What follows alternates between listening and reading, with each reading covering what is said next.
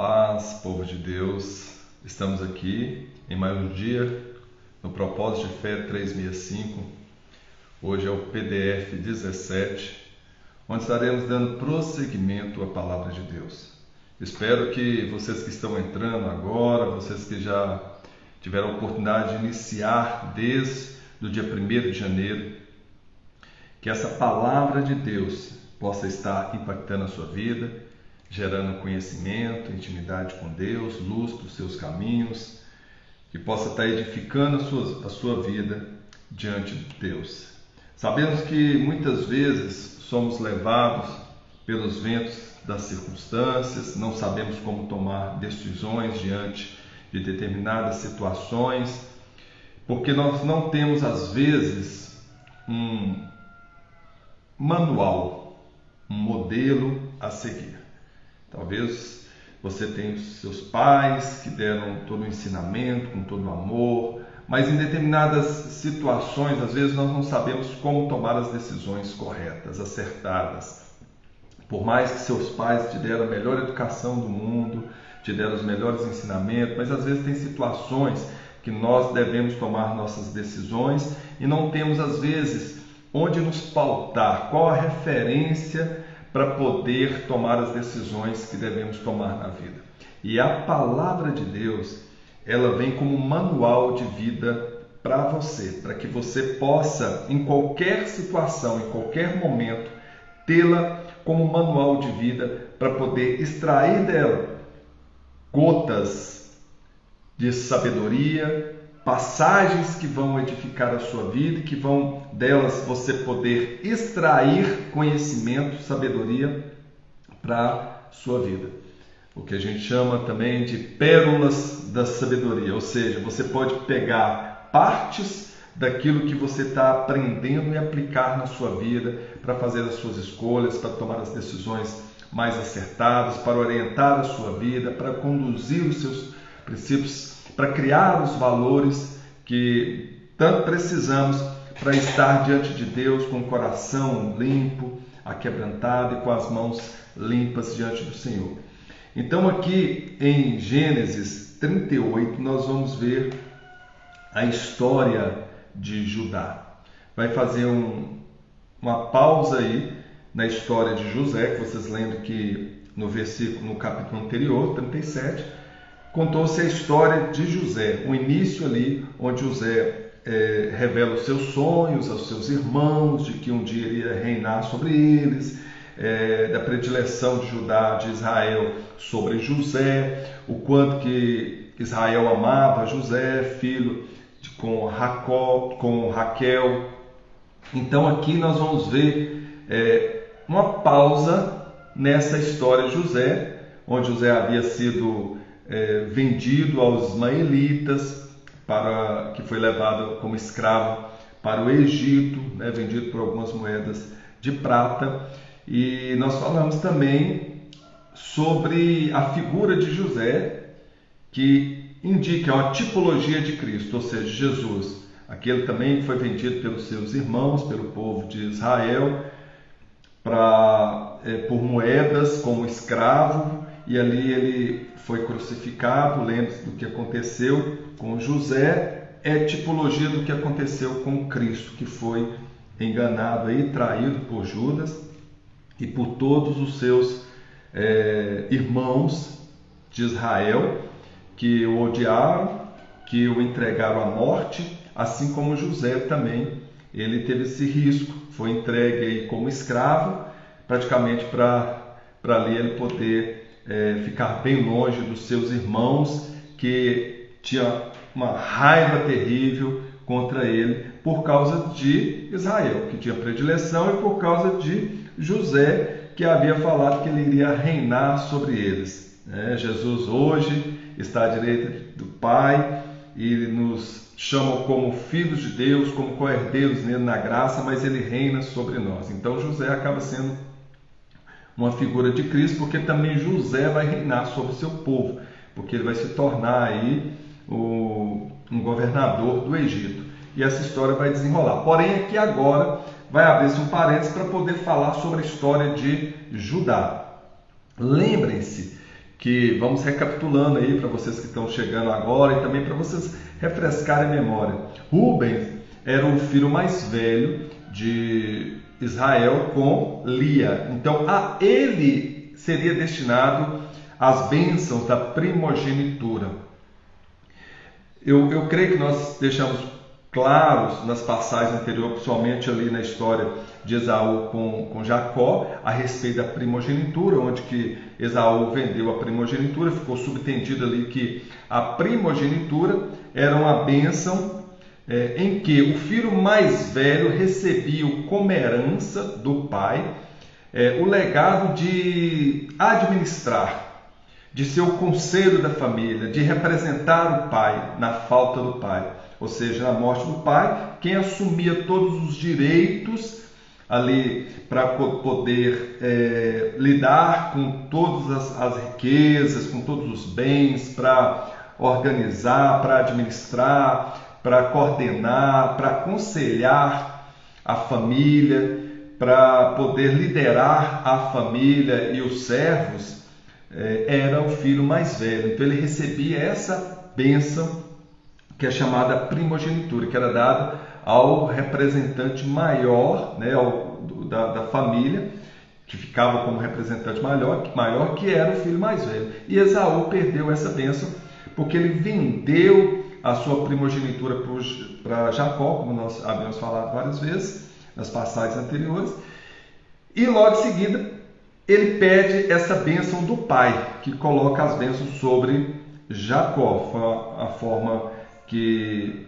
errada, né? Jacó e sua mãe enganou Isaac, e assim ele também recebeu a bênção. Mas independente do que Jacó viesse a fazer, não precisava ter feito nada de errado, não precisava ter usado de engano. Deus já havia, desde o ventre materno ali do nascimento, prometido a Rebeca, sua mãe, que o menor prevaleceria sobre o maior, ou seja, que a bênção seria sobre Jacó, agora Israel. Então não precisava de ter usado artifícios de engano para poder conseguir as bênçãos, porque Deus já havia prometido essas bênçãos para ele.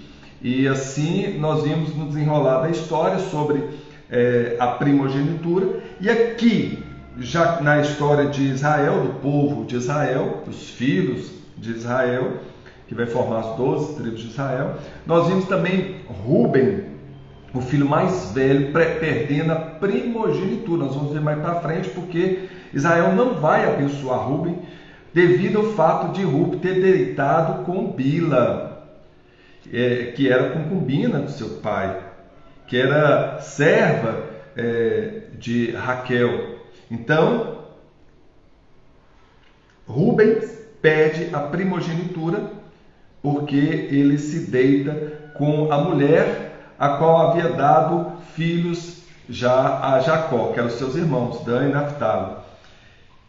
Nós também vimos que os sucessores dessa bênção da primogenitura, que seriam Simeão e Levi, também vão perder lá na frente. O pai não vai abençoar, Israel não vai abençoar Simeão e Levi. Por quê? Porque eles, devido à ira, devido à maldade que eles praticaram quando Siquém possuiu a sua irmã Diná, eles naquele plano ardiloso foram lá e mataram toda a cidade, juntamente com Siquém, seu pai Amor, e tomaram como escravos ali as mulheres e as crianças e levaram todo o seu gado, saquearam a cidade. Ou seja, na raiva, na ira deles contra Siquém por ter feito aquela maldade com Diná, apesar de que ele passou a amar Diná, Siquém, mas eles ali usam até um sinal da aliança de Deus com Abraão, com o povo, com sua descendência, para enganar aquele povo que foi circuncidado, e no momento de maior dor, ele foi lá, onde os homens estavam prostrados, sentindo dores, em momentos febris, foram lá, Simeão e Levi, e mataram a faca, a espada, todo aquele povo. Então, devido a essa maldade de Simeão e Levi, praticada contra o povo de Siquém, eles também iriam perder, e perderam a bênção de Israel. Qual que seria o próximo da descendência? Seria Judá. E o que acontece? Judá também da família de de Israel com Lia, com sua esposa Lia. Todos esses quadros com a esposa Lia. Judá, aqui nós vamos ver a história e vocês vão entender também porque Judá vai perder essa bênção da primogenitura. Então vamos lá, agradecemos aí a presença de todos que estão nos acompanhando. Maíra, um abraço, Maíra Turmalina, Roseli, Andresa, minha esposa, todos que estão nos acompanhando aqui através desta live, que vai ser publicada, postada aí no Rios também, publicada aí no nosso YouTube, no canal do YouTube, Dr. Erisson Mourão, no Facebook, Dr. Erisson Mourão. Espero que vocês vão lá, deixem o seu comentário, se inscrevam no nosso canal no YouTube, Dr. Erisson Mourão, Uma Nova Consciência, e compartilhe, nos ajude a levar essa mensagem a muito mais pessoas. Que esse estudo e essa contextualização da Palavra de Deus possa servir de área, de orientação, de professor, de luz para as suas vidas. E vamos lá, desse capítulo 38 de Gênesis. E aconteceu no mesmo tempo que Judá desceu de entre seus irmãos e encontrou na casa de um homem de Adulão, cujo nome era Ira. E viu Judá ali a filha de um homem cananeu, cujo nome era Sua, e tomou-a por mulher e a possuiu. Então vamos lá, aconteceu no mesmo tempo. Quando fala aconteceu no mesmo tempo que acontece ali aquela história de José, em que José está indo em direção ao Egito, que José vai para o Egito, é vendido como escravo para a casa de Potifar. Nós vamos ver essa história mais adiante, mas nesse mesmo tempo da narrativa que vai acontecer com a vida de José, nesse mesmo período em que José está no Egito, o que acontece com Judá? Nesse mesmo tempo, Judá saiu da sua terra de Hebrom e desceu até uma cidade próxima, que estava muito próxima mesmo, 1000 quilômetros ali de Hebrom, onde seu pai, seus irmãos, a sua mãe se encontravam, moravam, e entrou na casa de um homem chamado Adulão. E ali ele ficou, naquela região. E Judá ali toma então a filha do cananeu, cujo nome era Sua, e tomou-a por mulher e a possuiu. Então o nome desse homem cananeu que deu a Judá, a sua filha, para o casamento, o nome dele era Sua. Então Sua era o nome desse cananeu, que Judá foi até ele e tomou a filha dele como esposa. E ela concedeu e deu à luz a um filho, e chamou de Er.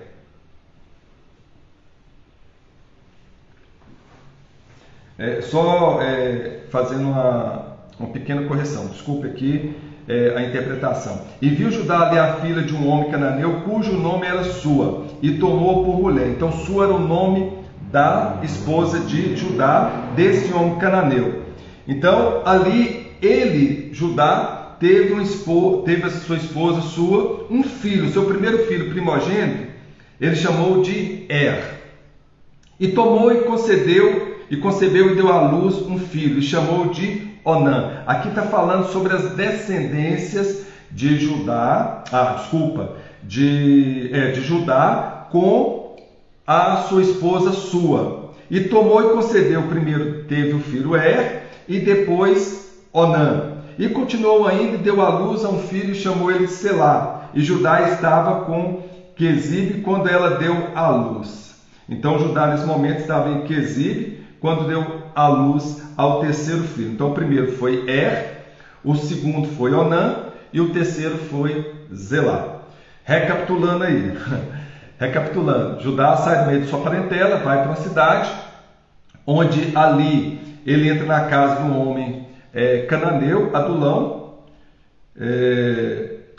Esse homem cananeu era de Adulão, a cidade ali, cujo nome ele era Ira, e ele tomou como filho, como esposa, a sua filha Sua, e Sua deu descendência a Judá, que era Er, Onã e Selá, né? São nomes que a gente vai familiarizando com eles aí, e essa história também a gente vai familiarizando com ela. E continuou ainda e deu à luz a um filho que era Selá, o terceiro filho.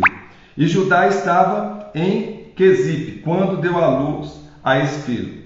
Judá, pois, tomou uma mulher para o seu primogênito, e o nome dela era Tamar. Aqui que começa a história de tragédia, vamos falar assim, de desencontro e de até tristeza para os descendentes aí de Israel, através do seu filho Judá. Porque primeiro já sai da sua parentela, vai a alguns quilômetros, entra na cidade ali e casa-se com a filha de um cananeu. Isso para Deus estava contrariando aquilo que era propósito de Deus para a vida do povo de Israel, que era que eles seguissem os costumes do povo de Deus. Ali eles se casam com mulher que tinha costumes pagãs, os cananeus praticavam atos que eram abomináveis diante dos olhos do Senhor, e fica bem patente aí, através da história que nós vamos ver o quanto que essa questão cultural pode influenciar aí na contaminação do povo de Deus. O povo de Deus era um povo escolhido para poder ser exemplo e para poder estar trazendo descendentes que seriam abençoados e abençoadores por onde que eles passassem. E aqui então Judá, pois, tomou o seu filho mais velho, que era e deu a casamento a Tamar. Porém, o primogênito de Judá era mau aos olhos do Senhor, por isso o Senhor o matou. Aqui vamos entender essa passagem. A gente sabe que Deus dá o livre-arbítrio, talvez a forma de expressar que devido à sua maldade, fez coisas erradas, coisas terríveis, e por isso, por alguma situação que aconteceu ali, acabou morrendo. Seja por alguma doença, seja por algum fato que aconteceu que levou ele à morte. Aqui fala que o Senhor o matou. Ou seja, o Senhor não mata ninguém. O Senhor nos chama num momento para poder estar junto a Ele. O Senhor Deus, assim é a minha maneira de pensar, assim eu acredito, que o Senhor Ele nos dá o livre-arbítrio, e nós, muitas vezes, através desse livre-arbítrio, tomamos atitude, temos comportamentos errados, não cuidamos da nossa saúde, nos expomos em situações de risco, nos contaminamos com coisas que podem gerar doença, nos expondo, enfim, isso acaba levando à morte. Então, a forma de expressar de que, no caso aqui o filho mais velho, primogênito de Judá, morreu, porque ele era muito mau. Então disse Judá a Onã: vou tomar a mulher do teu irmão e casa-se com ela e suscita descendência a teu irmão. Aqui é importante lembrarmos do levirato. O que é o levirato? Levi significa, na palavra, na origem hebraica, significa cunhado. O levirato era o seguinte: era uma questão cultural e que foi passado até na lei de Moisés. Se o irmão mais velho se casasse e viesse a morrer, o seu irmão mais novo deveria assumir a esposa, a viúva, no caso agora do irmão, e dar filhos a ela, para que o filho dela viesse a ser o primogênito e pudesse ser a descendência do seu irmão mais velho, que não teve filho com essa esposa. Vamos lá outra vez? O levirato. Casou-se o irmão mais velho com a esposa e ele não deu descendente, ele não teve filho com essa esposa. Então deveria o irmão mais novo, logo abaixo, casar-se com a cunhada, a viúva do seu irmão, para que pudesse dar a ele esse filho. Esse filho que nascesse da união da viúva com o irmão mais novo seria considerado o filho do seu irmão, seria então o primogênito. E aqui nós vamos ver que Onã, que recebeu Tamar como esposa, ele não cumpre esse papel de dar filhos ao seu irmão. Então o levirato era isso. E isso está bem evidente nas leis de Moisés, porque a intenção de Deus é que todos aqueles que fossem filhos pudessem dar descendentes. E isso, por isso que traz a lei de Moisés essa questão aí do levirato, dessa lei do levirato, que deveria então o filho mais novo se unir a esposa, a viúva do seu irmão que havia falecido e dar filhos a ele. Esse filho seria, o primeiro filho seria então do irmão já falecido. Mas Oná, porém, soube que essa descendência não havia de ser para ele. Ele falou, olha, eu vou dar filhos para o meu irmão, aí o que nascer vai ser o primogênito, ele que vai ter direito à herança, porque ele é filho do meu irmão mais velho. E aconteceu que quando possuía a mulher de seu irmão, derramava o sêmen na terra, para não dar descendência a seu irmão. Hoje que nós chamamos de coito interrompido, na relação entre homem e mulher, para que a mulher evite engravidar. Aí muitos usam um método que até hoje a gente conhece, né? Vocês observam que vem lá desde a antiguidade, em que o homem, no momento, ele tira, né, o seu órgão e derrama o sêmen na terra, é o que nós chamamos hoje de coito interrompido. Onã, porém, não queria dar esse descendente a seu irmão. Então ele age dessa forma, ele derrama o seu sêmen na terra para não dar filhos, descendentes a seu irmão. E o que fazia era mal aos olhos do Senhor. Deus viu também que Onã não estava cumprindo com o seu dever, com sua obrigação.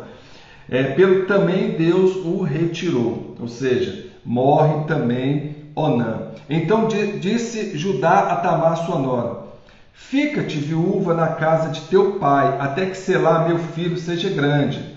Observe que Judá, como nós havíamos falado, já tinha 3 filhos, né? O Onã e o Selá. Porém, ele ainda era muito jovem, muito novo, quando seu irmão Onã morreu. Porquanto diz, para que, porventura, não morra também este como seus irmãos, assim te foi Tamar e ficou na casa de seu pai. Vamos voltar aqui. Judá fala a Tamar para poder ficar na casa dos seus pais, até que o seu filho Selá, ele atinja uma maturidade, uma idade para que ele possa dá-lo como esposo a Tamar, para que ele possa suceder descendentes, para que ele possa dar filhos a Tamar e essa possa ter descendentes dos seus irmãos que haviam morrido, tanto do quanto de Onã. Só que Judá, ele teme pela vida do seu filho Selá. Deus fala o seguinte, ele pensa, olha, eu já dei o meu filho mais velho, depois eu dei Onã, e todos os dois morreram na companhia de Tamar, eu vou dar o meu terceiro filho para que ele também venha morrer? Então ele fala com Tamar, enganosamente, fica na casa do seu pai, quando o meu filho mais novo crescer e tiver maturidade, eu te darei para desposar como esposo, para que você dê os descendentes. Porém, passando muitos dias, morreu a filha sua, mulher de Judá. E depois de consolar, Judá subiu aos tosqueadores das suas ovelhas em Timá.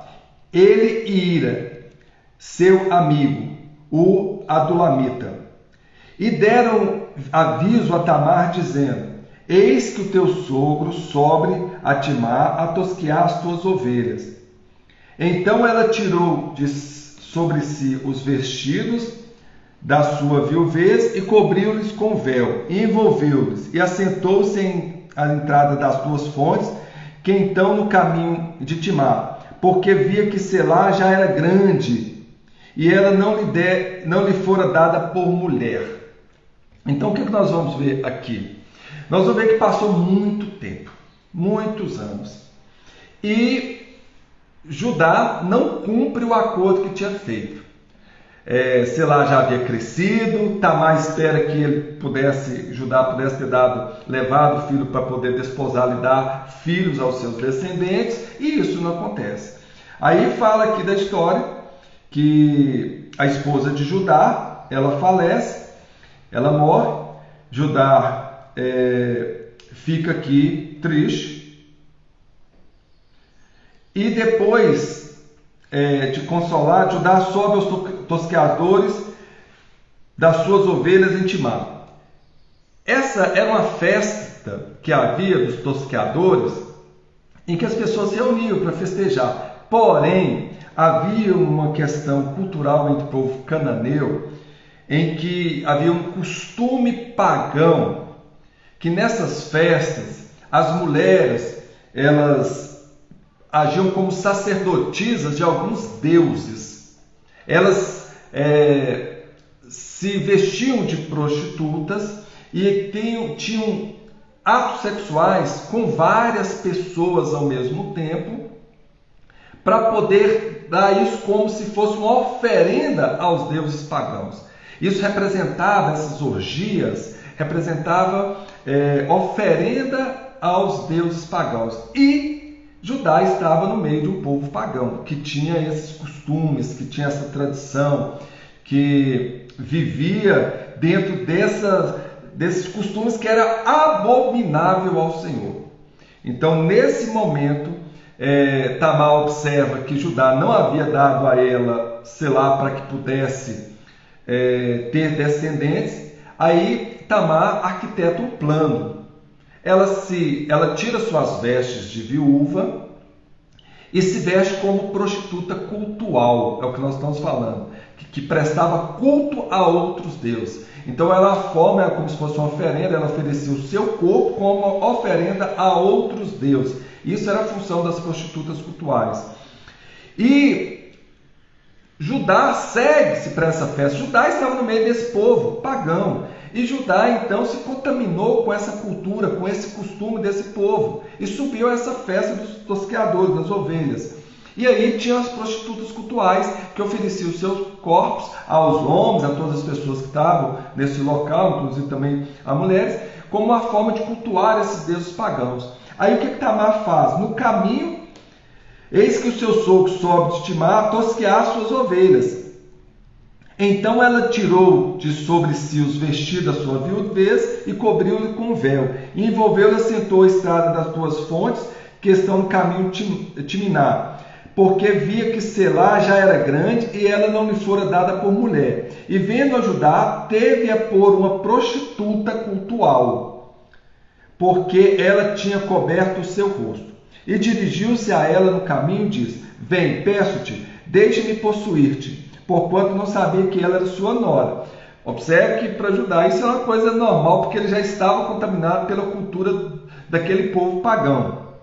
Era coisa que Deus abominava, e por isso que Deus colocou, vamos falar assim, essa lei, ou o desejo de Deus no coração de Deus era que o seu povo não se contaminasse com os costumes do povo mundano, desse povo que tinha outros deuses diante de si, e não queria que os seus descendentes, à vontade de Deus, e assim também era de Abraão, de Isaac e agora de Israel, que os seus filhos não se prostituíssem com a cultura desse povo, que não se casasse com o povo cananeu, mas sim com o povo ligado ao povo de Deus, aos descendentes da herança abraâmica, né? Então, aqui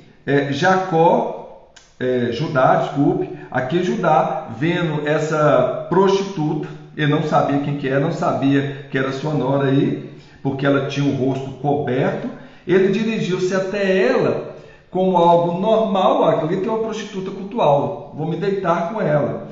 Ele vai até ela e, sem saber que era, então começa a fazer um acordo com ela para poder ficar com ela, com Tamar. E dirigiu-se a ela no caminho e diz: Vem, peço, deixe-me possuir, não sei, deixe-me deitar com você, porquanto não sabia que ela era sua nora. E ela diz: Que darás para que possuas a mim? Ou seja, as prostitutas sempre recebia algo em troca do seu corpo, dos seus prazeres. E isso hoje a gente sabe, virou uma profissão, muitas mulheres sem fazer discriminação, sem fazer julgamento, mas isso Deus pede que nosso corpo, né, Deus habita em nós, nosso corpo é templo de Deus. Então Deus espera que nós tenhamos fidelidade a Ele, que não corrompemos o nosso corpo, que é templo do Altíssimo, que estejamos sempre diante do Senhor, honrando a Deus. Então, nesse caso aqui, é algo que era também abominável a Deus, a pessoa entregar o seu corpo, acabava contaminando o seu corpo. Quando uma pessoa deita com uma, com duas, com três, com quatro, é como se ela tomasse toda aquela energia, toda aquela vida profana, todo aquele pecado para si. Então, isso é abominável diante dos olhos do Senhor. É você contaminar o templo do Altíssimo. E isso, Judá se dobrou a esse engano, a esse desejo da carne, buscando uma prostituta cultual para poder ter relações. Aí ela exige, qual que seria o pagamento por isso? E ele diz, eu te enviarei um cabrito do rebanho, e ela diz, dar-me-ás penhor até que os envie. Ou seja, Tamar pede uma garantia a Judá, para que ela tenha essa garantia que ela vai receber aquele pagamento por ele ter deitado com ela. Na realidade, o que Tamar queria? A intenção de Tamar era dar descendentes a Judá, e pela lei também, alguns interpretam dessa forma, que se todos os filhos morressem ou que não houvesse mais filhos, para que o irmão pudesse suceder o outro e desposar a mulher, né, a viúva dos seus irmãos que já foram falecidos, quem deveria fazer isso seria o sogro, né, da viúva. Então Tamar pensa, não, tudo bem, já que Judá não vai me dar o selar para que eu possa ter descendentes, a e ao outro filho, Onã, né, que foi seu segundo esposo, então eu vou buscar uma forma de me deitar com meu sogro, para que eu possa dar descendentes então aos meus esposos anteriores, que já foram falecidos, que estavam mortos. Então ela arquiteta esse plano e agora ela pede um penhor. E o que acontece? Judá pegou um selo, o cordão e o seu cajado, o que ela pediu, que era um selo para negociar, as pessoas usavam esse selo, principalmente as pessoas de muita posse usavam esses selos, como se fosse uma assinatura. Colocavam na tinta e batiam o selo como garantia de um compromisso. Ali era a assinatura daquele senhor que adquiria algum bem, que negociava. Então, ela disse, que penhor é que darei? Ele disse, perguntou, qual penhor que eu te darei? Porque Tamar exigiu esse penhor. E ela diz, o teu selo, o teu cordão e o cajado que está em tuas mãos, o que ele lhe deu e possuía, e ela concebeu dele. Então ela pediu esse selo, pediu o cordão usado para amarrar o selo, ficava no pescoço, e o cajado que seguia, porque esses pastores de ovelhas, né, tinham o seu cajado para poder estar conduzindo ali as suas ovelhas. Então ela pediu o selo, que era a forma de garantia de que ele cumpriria, que mandaria o cabrito, mas ela queria simplesmente uma prova de que futuramente, isso vocês vão entender, que ela poderia comprovar que aquele filho era dele, de Judá. Então ele deitou com ela e ela teve filhos de Judá. Ela concebeu. E se levantou-se e foi, tirou sobre si o seu véu e vestiu os vestidos de sua viuvez. Após esse momento, ela voltou para casa, tirou aquelas vestes de prostituta cultual e vestiu novamente o vestido da sua viuvez. E Judá enviou o cabrito por mão do seu amigo, o Adulamita, para tomar o penhor da mão da mulher, porém não achou. Ele procurou e não achou, porque ela não era uma prostituta cultual. Ela era a nora dele, viúva dos seus filhos, então por isso que o Adulamita não achou. E perguntou aos homens daquele lugar, dizendo, onde está a prostituta que estava no caminho junto a duas fontes? E disseram, aqui não esteve prostituta alguma, porque ela não tinha costume de ficar ali como prostituta cultual. E tornou-se Judá e disse: não achei. Então Adulamita voltou a Judá e disse que não tinha achado. E também disseram os homens daquele lugar: aqui não esteve prostituta. Então disse Judá: deixai-lhe ficar com o penhor, para que porventura não caiamos em desprezo. Eis que tenho enviado esse cabrito, mas tu não achaste. E aconteceu que quase 3 meses depois deram aviso a Judá, dizendo: ó, Tamar, a tua nora, adulterou, e eis que está grávida do adultério. Então disse a Judá: tirai-a para fora para que seja queimada. Era um costume, aí é uma tradição, né? Se a mulher se prostituísse, ela deveria ser queimada, deveria, logo em seguida na lei de Moisés, deveria ser apedrejada. Até aqui então, diante desse costume, ela deveria ser morta, no caso aqui, queimada. E Jesus vem, né? Não que Jesus veio negar a lei que Deus deu a Moisés. Jesus veio quando aquela prostituta ela foi pega em adultério e eles queriam apedrejá-la. Jesus vai e diz: quem não tem pecado que atire a primeira pedra. Ou seja, Jesus mostra ali o poder do perdão, do amor, da misericórdia. Ele não negou a lei, ele simplesmente pediu às pessoas para poder refletir sobre a importância do amor. Ele vem inaugurar um novo período, o período do amor, o período do perdão. E foi isso que Jesus fez nesse mundo. Ele amou de tal forma o mundo que ele se entregou por amor a todos nós, para que nós pudéssemos ser salvos. Nós que éramos escravos do pecado, filhos da ira, ou seja, afastados de Deus, por causa do pecado, cujo nosso salário seria a morte. Jesus por amor se entregou e nós então fomos resgatados por amor. Então o que Jesus queria ensinar, acima de tudo, é o amor. Amor, a lei maior é o amor. Primeiro, amar a Deus sobre todas as coisas e amar o próximo como a si mesmo. Então, tirando para fora, ele mandou dizer ao seu sogro. Então, Tamar, quando ela foi tirada para fora para ser queimada, ela mandou dizer ao seu sogro: do homem de quem está, que são essas coisas, que ela estava grávida e concebeu, era o homem qual ela possuía o selo, o cordão e o cajado. E ela disse mais: conhece-me, peço-te, de quem é este selo, este cordão e esse cajado. Ela manda o selo, mostra para ele o selo, o cordão e o cajado e fala assim: ó, de quem eu estou grávida? É do homem desse selo, é do homem dessa corda, é do homem desse cajado. Então era a prova que ela precisava para comprovar de que ela estava grávida do seu sogro. E como nós falamos, era algo que estava dentro da lei, que se caso não sucedesse os filhos que morressem descendentes, deveria ter do sogro. E conheceu Judá e disse, então Judá conheceu que esse selo, não, esse selo é meu. Aí ele lembrou, ela então era aquela prostituta cultual que eu deitei com ela.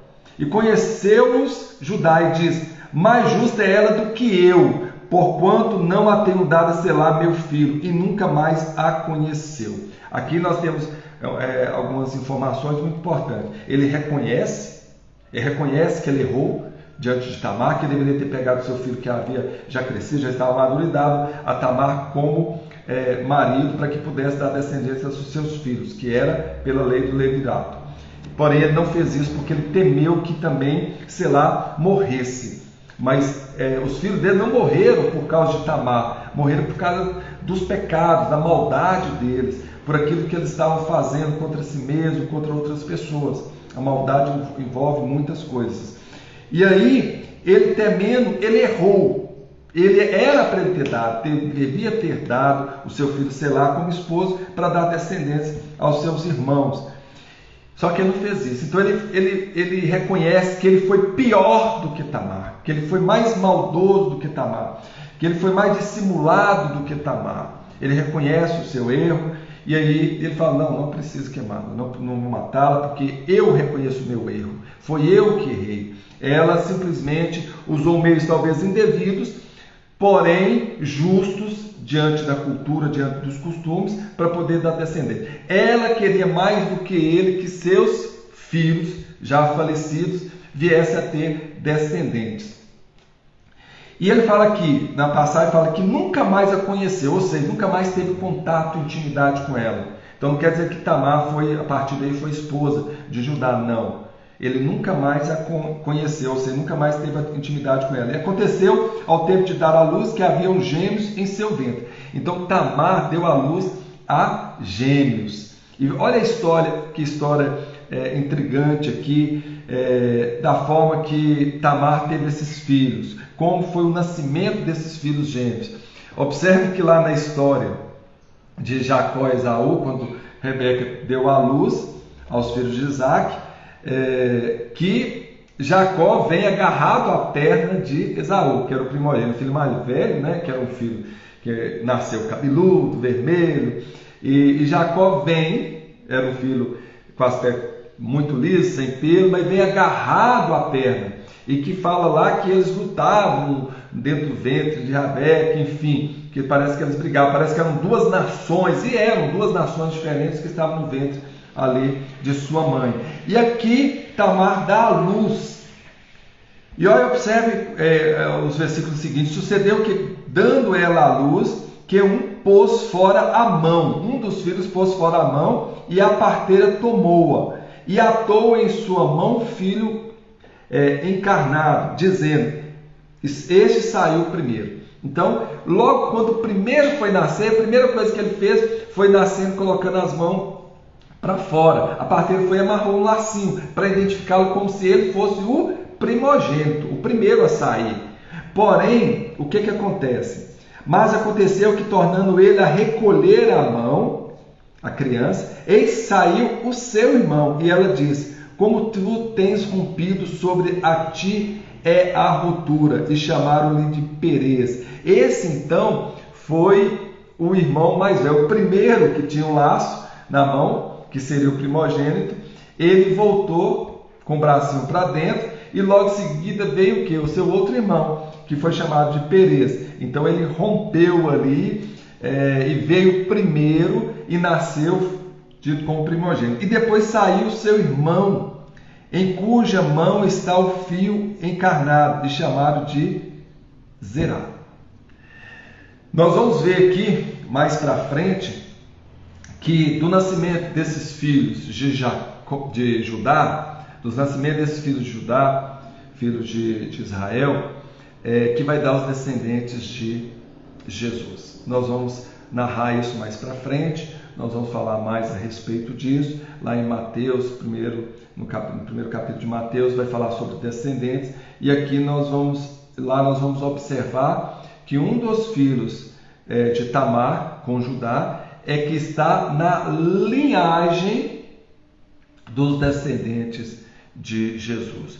Por mais que foi através de um ato terrível, pecaminoso de Judá, que Judá se contaminou com o povo cananeu, as bênçãos de Deus estavam sobre os descendentes de Abraão, de Isaac, de Israel, e Deus sempre é misericordioso para poder, e fiel acima de tudo para cumprir as suas promessas.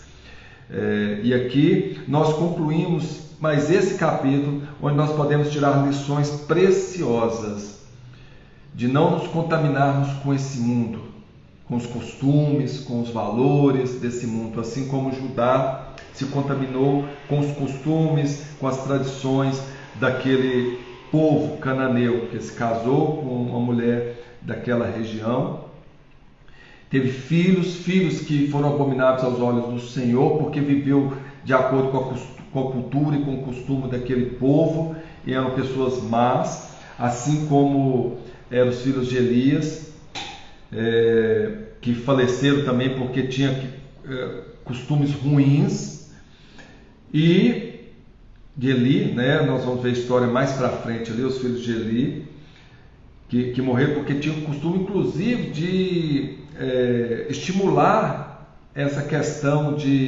cultural, de prostitutas cultuais, de formar congregações de deuses pagãos, e isso era abominável aos olhos de Deus, e esse povo cananeu praticava isso. Então os filhos de Judá, o filho mais velho, Onã, eles cultuavam, tinham esses mesmos costumes desse povo, então eles morreram devido à sua maldade. E nós vimos aqui que Judá, ele erra muito, porque deveria ter entregado o seu filho Selá a Tamar, e assim não fez, e Tamar então buscou uma forma para poder dar descendente aos seus filhos, e se deita com ele e dá à luz a duas crianças aí, gêmeos, Perez e Será, os quais serão descendentes de Cristo, um dos filhos de Tamar. Nós vamos ver lá em Mateus, 1 Mateus. E aqui fica essa mensagem para vocês.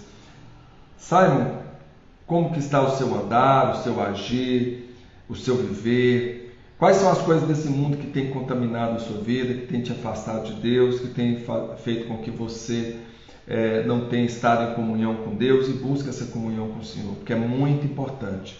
Deus é misericordioso, Deus sempre perdoa os nossos pecados, Deus sempre vem de encontro às nossas necessidades quando nós oramos, buscamos o Senhor, quando nós estamos diante dele.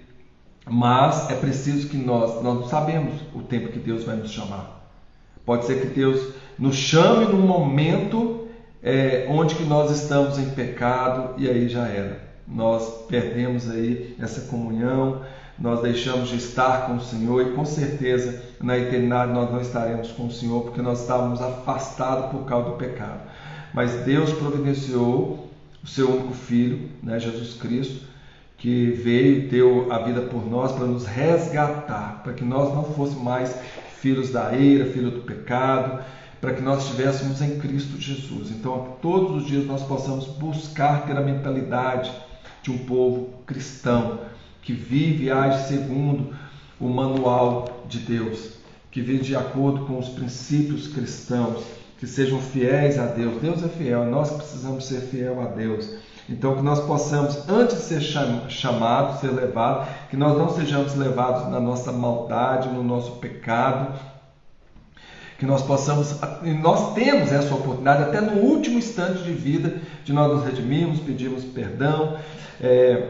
Pedir perdão é você voltar ao caminho, né, do bem, é voltar ao caminho certo, é você voltar para a presença de Deus, é você redimir dos seus erros, dos seus enganos, é você se arrepender daquilo que você tem feito. Então, a todo momento Deus nos chama ao arrependimento, a todo momento Deus nos chama para a conversão, a todo momento Deus nos chama para estar na sua presença, e Deus está sempre de braços abertos para que nós possamos estar na sua presença. Essa é a vontade de Deus, que todos nós sejamos libertos de todos os vícios, de toda a maldade, de todo o pecado, de todo o erro, de todo o engano, e que nós nos convertamos ao Senhor, principalmente em nossa mentalidade, em nosso coração, em nosso comportamento, que nós estejamos sempre na presença de Deus assim, de coração aquebrantado, limpo e servindo ao Senhor.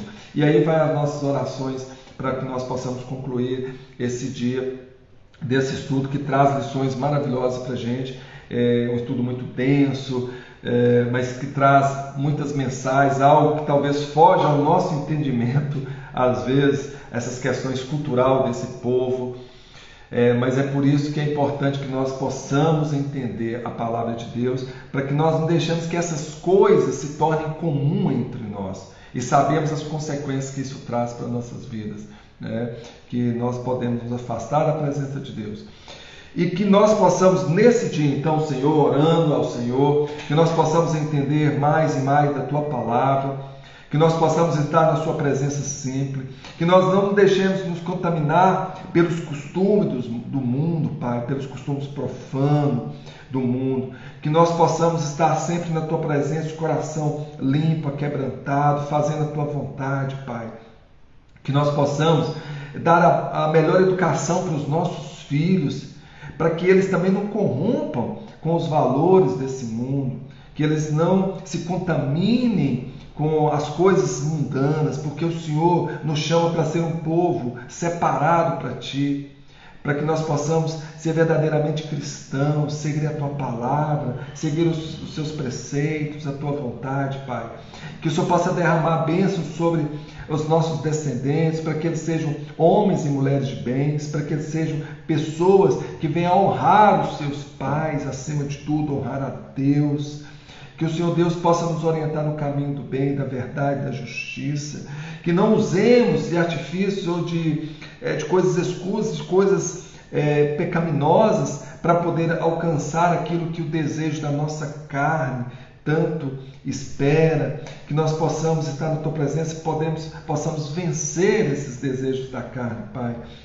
Que não nos dobremos diante da prostituição do mundo, Pai. Que nós estejamos sempre limpos diante de Ti aos Teus olhos, que nós achemos graça e que o Senhor possa derramar essa graça de Ti sobre nós, sobre cada um de nós. Nós oramos e pedimos em nome de Jesus, que a graça de nosso Senhor Jesus Cristo possa estar sobre a nossa vida, e assim concluímos mais esse capítulo, que você possa ter tirado lições maravilhosas. Agradecemos aqui a Lopes, a Arena Fitness aí, o pessoal da Arena Fitness, a Jojo, ao Rian, que estão com a gente aqui, vendo essa ministração, essa leitura da palavra, nos acompanhando nesse propósito, contextualizando para a nossa vida, interpretando aqui textos tão complexos, né? Tão difíceis, até nomes, genealogias. Às vezes a gente mesmo, tem hora que a gente tropeça em algumas palavras aqui, realmente são nomes difíceis, complicados,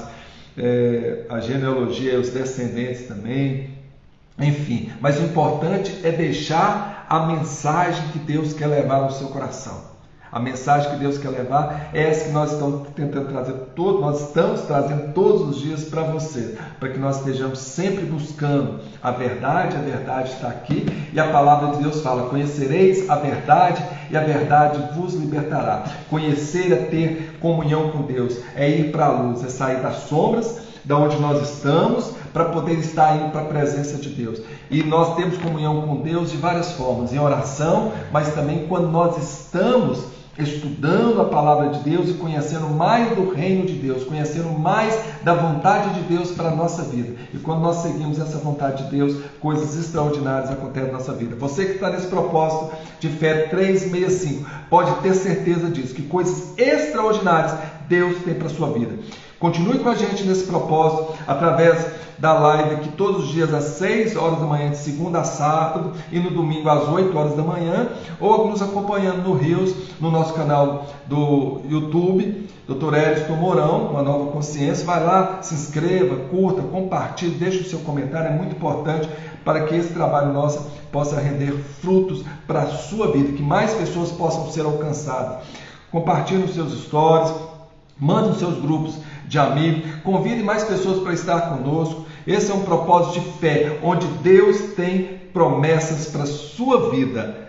Assim encerramos, que a paz do Senhor esteja com todos. Tenham um excelente dia. Até amanhã.